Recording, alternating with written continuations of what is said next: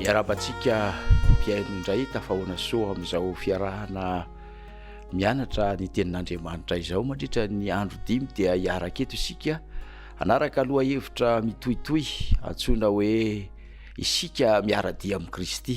Izay loha hevitra izay no iarahantsika mamakafaka ao anatin'ny dimy andro afahantsika mandamina mandrindra ny fiainantsika ho araka ny sitrapon'Andriamanitra. Miarabanao manaraka izao fandaharana izao mba afahantsika anatanteraka sy anoy ary ara-dinika ny loha hevitra voalohany dia andeha isika hiara hivavaka isika tompoko. Misaotra Andriamanitra satria afaka izay amelatra ny teninao indray amin'izao fotoana izao ko angatahanay ny fanahinao hikasika anay rehetra.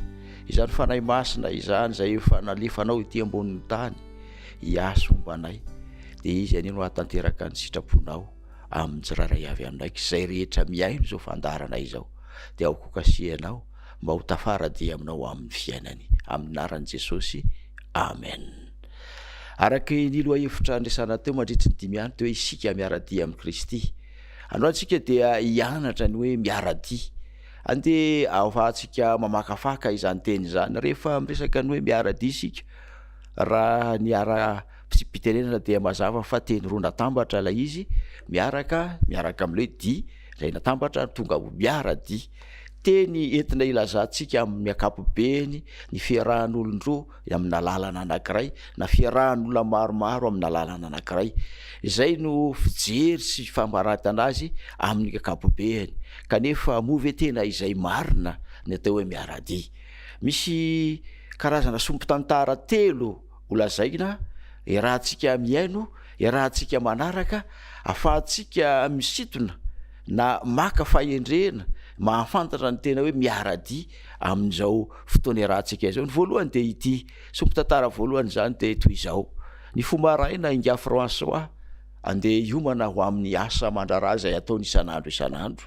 Mbola maizina ny andro tamin'izay fotoana izay ary fanaony mahazatra ny fomaraina mba tsy ho tara amin'ny asany.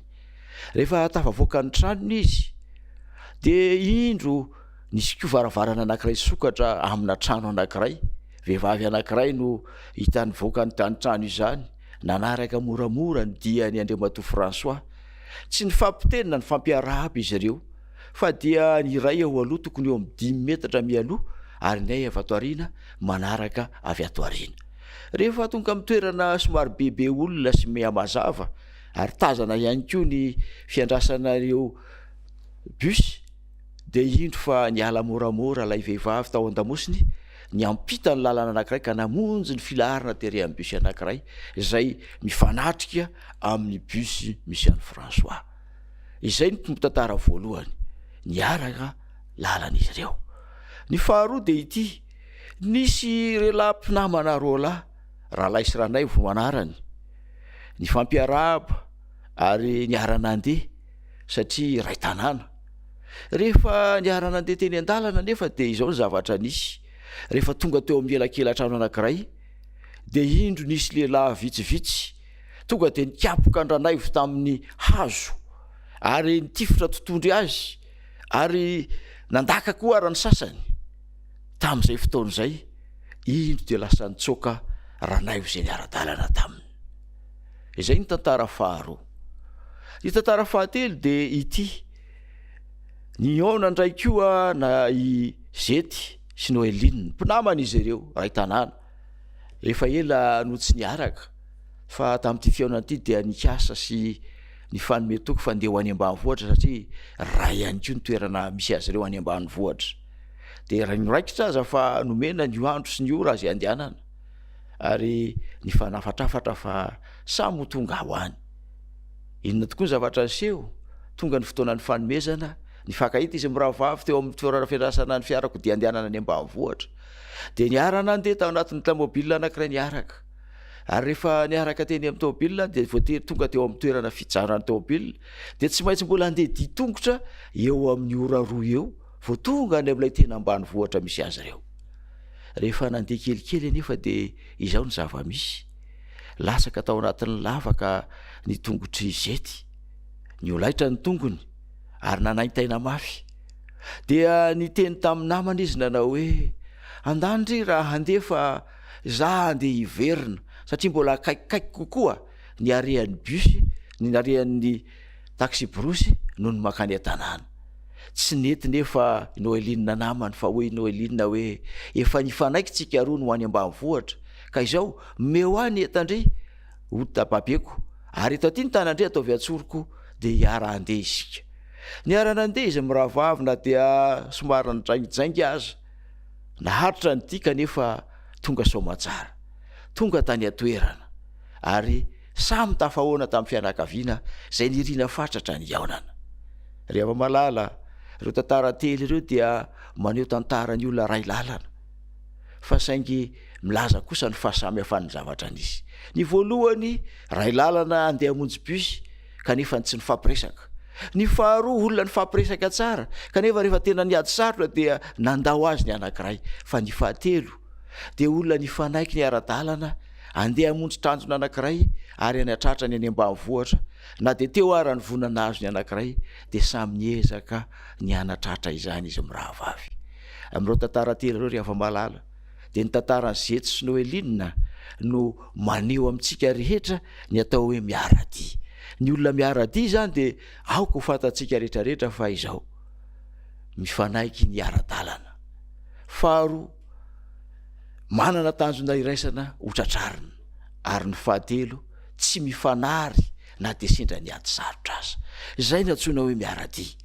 Rehefa malala ohatr'izay ihany koa ny fiarahana amin'Andriamanitra, ohatr'izay ihany koa no fiarahana amin'ny Kristy ary izao ny fanambarany soratra masina rehefa te hiaradia amin'i Jesosy ianao. Izao ny fanambarana ambarany ao amin'ny Amosa 7:7.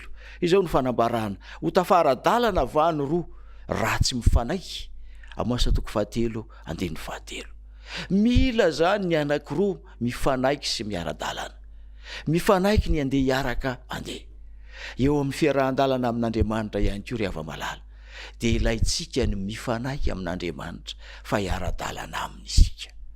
Andriamanitra de efa nanolotra ny tanany hatramin'ny voalohany hatramin'ny voanahary ny olombelona ny hiara-dalana amin'ny olombelona ary tsy mbola nanajanona izany hatramin'izao tsika miresaka izao fa isika olombelona no nanadino izany.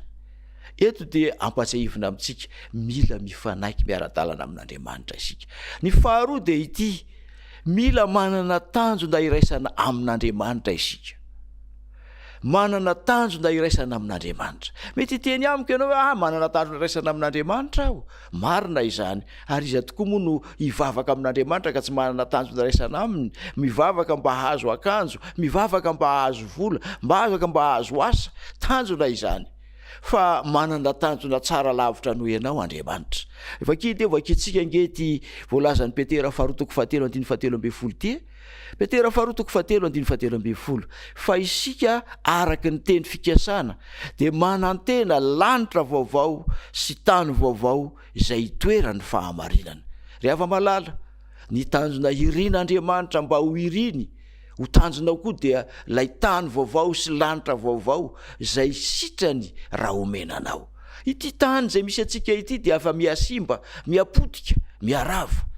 Tsy teny aminao zavatra petsaka fa afaka mijery manodidina anao ianao. Manahoana ny toe-tsaina, manahoana ny toe-po, afaka mijery ireo mety akaiky anao indrindra ianao fianakaviana, vady, zanaka, manahoana ny fifandraisanao aminy.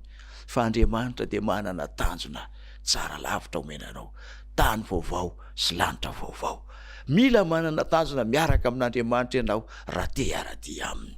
Fahatelo dia ity, mila mifanohana hery mifanampy eo am-panatanterahana izany dia izany.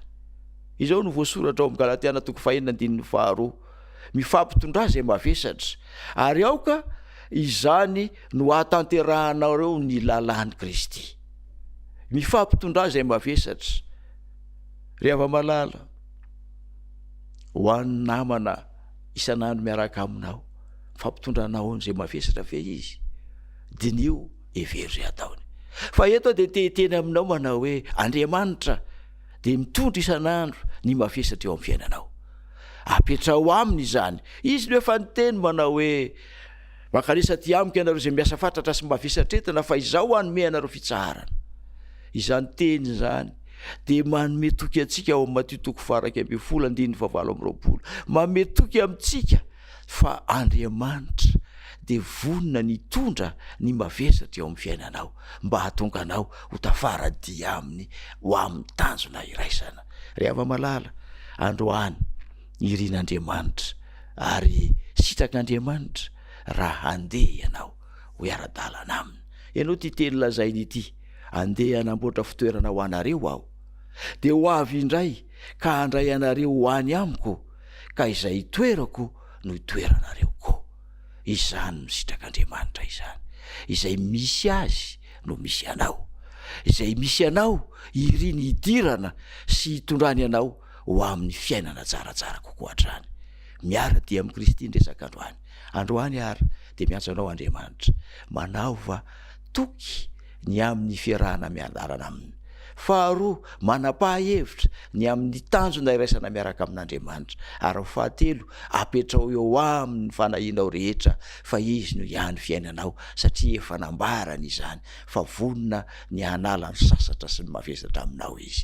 Ny tompony hitahanao, ampahery anao ary hitahiry anao ho amin'izany tanjona iraisana izany. Mba hiara-dia amin'ny Kristy tokoa anie ianao amin'ny androm-piainanao manontolo. Andeha hivavaka isika. Misaotra Andriamanitra noho ny fahafahanay niaraka nandinika teto tao anatin'izay fotoana izay, ny amin'ny fikasanao lehibe indrindra dia ny anananay fo fisainana te hiara-dalana aminao, te hiara-dia aminao mihitsy aza ka ho amin'ny tanjona iraisana ny fiarahanay aminao. Momba anay, momba manokana io mpiaino izay manatrika io ary kasio izy ho ao amin'izany tanjona irinao izany. Amin'ny anaran'i Jesosy. Amen.